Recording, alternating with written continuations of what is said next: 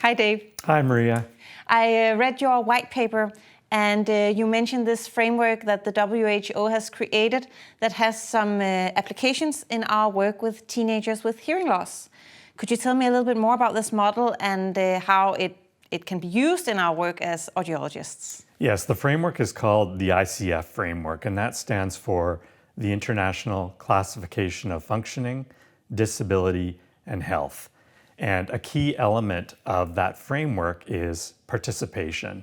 So if we think about our teens with hearing loss, I think we as audiologists have this opportunity to sit with them and talk about, within a typical week, what are all of the activities that they participate in, and then for us to have them rate how meaningful that participation is. And I think this gives us a really nice opportunity to understand how well their hearing technology is supporting them. So in your paper, you write about the recent study that you did with Oticon Real, where you've done the research specifically with teenagers, and you look at sudden sounds, wind noise, and listening fatigue. Why did you feel that these things were particularly important to look at with teenagers?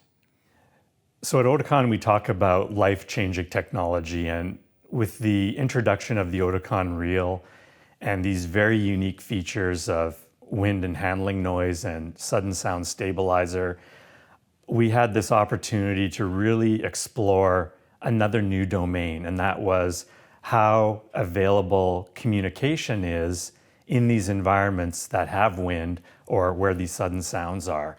And so it really was exciting to understand how well we might be supporting teens with this new technology.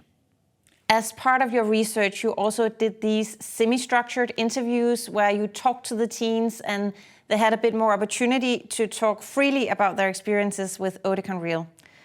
In your mind, what were the most important insights that you got from these conversations?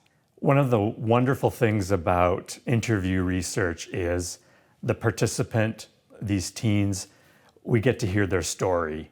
And they told us their story about the fantastic experiences with Oticon Real.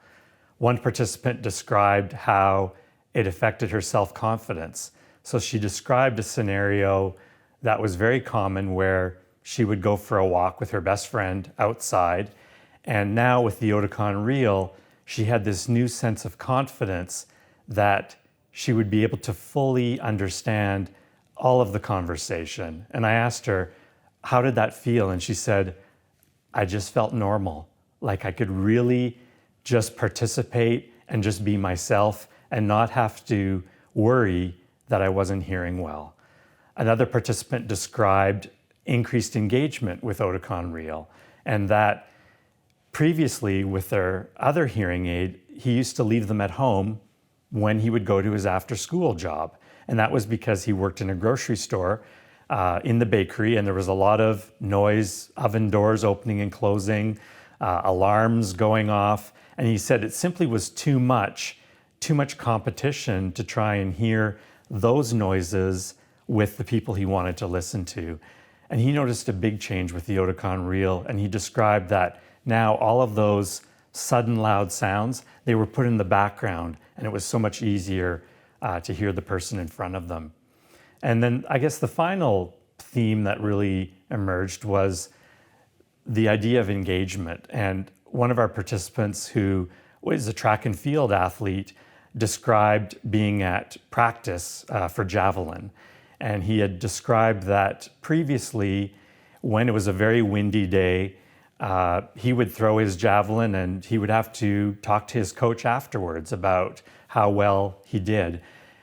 Now with the Oticon Real, he was able to hear not only the measurements of his throw, but actually the measurements of his classmates. And he said that provided him this opportunity as they all walked back to the school to talk about how well his friends did. And he said now he really felt this feeling of belonging to his friends, that he had something to talk about because he now had access to that information. That was really wonderful. Oh, that's really nice. It reminds you why you became an audiologist in the first place, huh? Yes. Thank you, Dave, for sharing all this. This was really interesting to hear. You're welcome.